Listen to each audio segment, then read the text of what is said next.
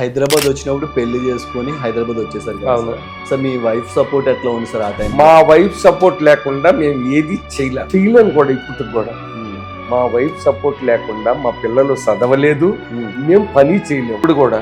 ఎంత సంపాదించినా వాళ్ళ సపోర్ట్ అయితే వాళ్ళ సపోర్ట్ లేదు, నేను చేయలే. ఎందుకో తెలిసిన ఇప్పుడు నేను లేచేటప్పటికి ఆమె నిద్ర లేచి ప్రేయర్ చేసుకొని స్నానం చేసేసి మా బుడ్డదానికి నాకు బాక్స్ పెట్టేసేసి పక్కకు తగులుతుంది. కాంపౌండ్ లో చూసుకుంటుంది, టిఫిన్ పెట్టేస్తుంది, అన్ని చేసేసి మమ్మల్ని డ్యూటీకి పంపించేస్తుంది. నాకు ఒక డ్యూటీ లెక్క. మా పిల్లలకు ఆ రోజుల్లో కూడా నేను అంత కష్టకాలంలో మా వారికి అక్షరం ముక్క రాదు, బయటకు పోతే డోర్ అవతల ఇల్లు కనుక్కోలేదు. ఈ ఇంటిని తప్పించుకుంటే ఆ ఇంటిని కనుక్కోలేదు. ఇప్పటికీ ఆమెను మేము విడవలేదు. ఆమె బిడ్డల వ్యవహారంలో కక్షగట్టైనా ఉంటది కానీ అడుగు బయటికి వేయలేదు, తప్పు మాట్లాడలేదు. బట్టలు గాని వేసి చదువుకి బాక్సులు కట్టేదాకా ఆమె బాక్స్ ఇచ్చారు. మీరు ఈ స్థాయిలో ఉండడానికి మెయిన్ మెయిన్ మా భార్య సార్.